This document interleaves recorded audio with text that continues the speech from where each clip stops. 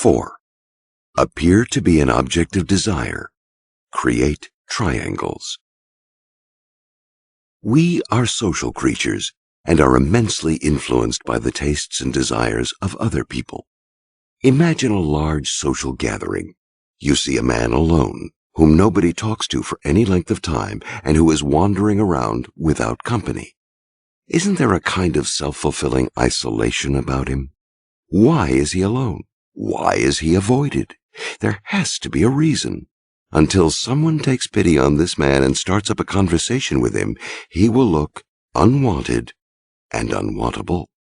But over there, in another corner, is a woman surrounded by people.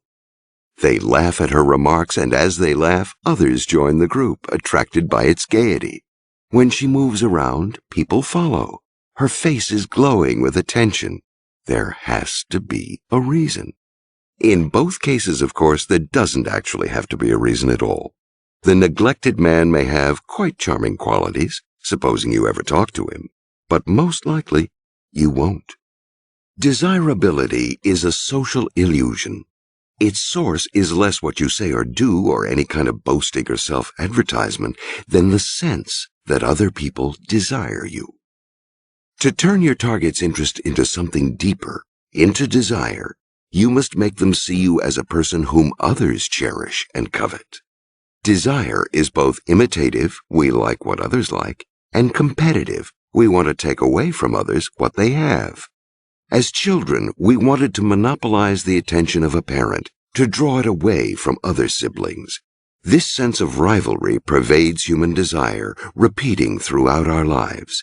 Make people compete for your attention. Make them see you as sought after by everyone else. The aura of desirability will envelop you. Your admirers can be friends, or even suitors. Call it the harem effect. Pauline Bonaparte, sister of Napoleon, raised her value in men's eyes by always having a group of worshipful men around her at balls and parties. If she went for a walk, it was never with one man, always with 2 or 3. Perhaps these men were simply friends, or even just props and hangers-on. The sight of them was enough to suggest that she was prized and desired, a woman worth fighting over. Andy Warhol, too, surrounded himself with the most glamorous, interesting people he could find. To be part of his inner circle meant that you were desirable as well. By placing himself in the middle but keeping himself aloof from it all, he made everyone compete for his attention. He stirred people's desire to possess him by holding back. Practices like these not only stimulate competitive desires, they take aim at people's prime weakness, their vanity and self-esteem.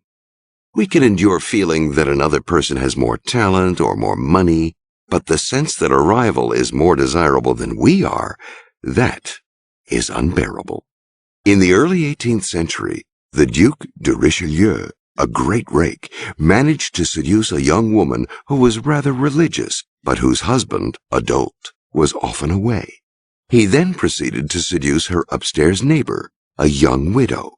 When the 2 women discovered that he was going from one to the other in the same night, they confronted him. A lesser man would have fled, but not the Duke. He understood the dynamic of vanity and desire. Neither woman wanted to feel that he preferred the other, and so he managed to arrange a little ménage à trois, knowing that now they would struggle between themselves to be the favorite. When people's vanity is at risk, you can make them do whatever you want. If there is a woman you're interested in, pay attention to her sister. That will stir a triangular desire. Your reputation, your illustrious past as a seducer, is an effective way of creating an aura of desirability. Women threw themselves at Errol Flynn's feet, not because of his handsome face and certainly not because of his acting skills, but because of his reputation. They knew that other women had found him irresistible. Once he had established that reputation, he did not have to chase women anymore. They came to him. Men who believe that a rakish reputation will make women fear or distrust them and should be played down quite wrong. On the contrary, it makes them more attractive. The virtuous Duchess de Montpensier, the grande mademoiselle of 17th century France, began by enjoying a friendship with the rake Lauzun. But a troubling thought soon occurred to her. If a man with Lauzun's past did not see her as a possible lover, something had to be wrong with her. This anxiety eventually pushed her into his arms. To be part of a great seducer's club of conquests can be a matter of vanity and pride. We are happy to be in such company, to have our name broadcast as this man or this woman's lover. Your own reputation may not be so alluring, but you must find a way to suggest to your victim that others, many others, have found you desirable. It is reassuring. There is nothing like a restaurant full of empty tables to persuade you not to go in. A variation on the triangle strategy is the use of contrasts. Careful exploitation of people who are dull or unattractive may enhance your desirability by comparison. At a social affair, for instance, make sure your target has to chat with the most boring person available. Come to the rescue, and your target will be delighted to see you. To make use of contrasts, either develop and display those attractive attributes, humor, vivacity, and so on, that are the scarcest in your own social group, or choose a group in which your natural qualities are rare and will shine. The use of contrasts has vast political ramifications, for a political figure must also seduce and seem desirable. Learn to play up the qualities that your rivals lack.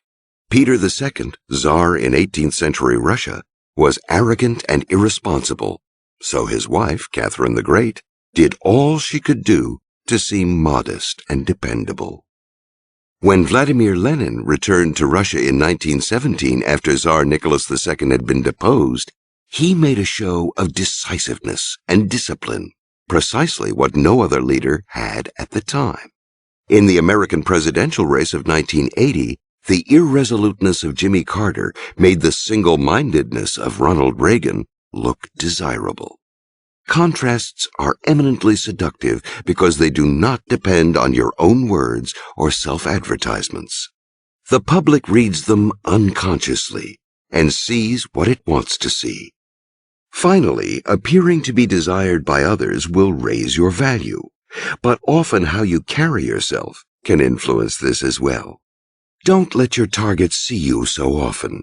Keep your distance, seem unattainable, out of their reach. An object that is rare and hard to obtain is generally more prized.